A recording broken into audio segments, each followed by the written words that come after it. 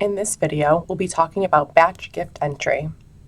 To get started, let's head over to our database and search for batch gift entry. From here, we can see our existing batches, and we're going to select New Batch. We're going to name our batch and hit Save. Within our new batch, we have the option to set defaults to save some time during gift entry. In this example, all of my gifts are checks.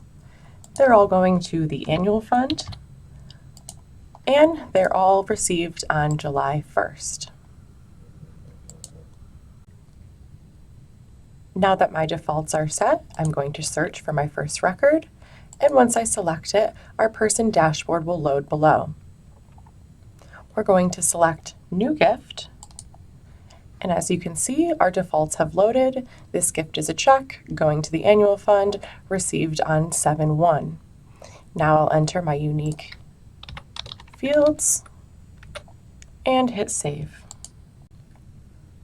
Once I save my gift, I'll see on the right-hand side that the gift has been entered into the batch, and on the bottom it's counting our total gifts and our total dollars.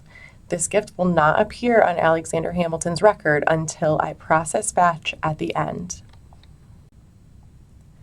My next gift is from a company, so when I pull that up, we'll see the company and foundation's dashboard. And just the same as we did for person, we hit New Gift. And maybe in this example, our fund is different. So despite our default set, I can clear that selection and choose a new fund.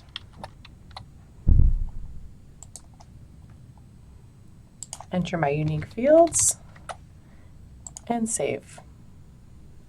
And now we can see over here on the right-hand side that both of my gifts are listed. I can reconcile the total count and the total dollars with my checks, and then I can head to Process Batch.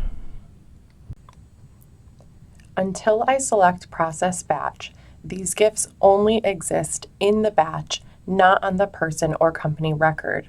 Once we hit Process Batch, the gift records will be created.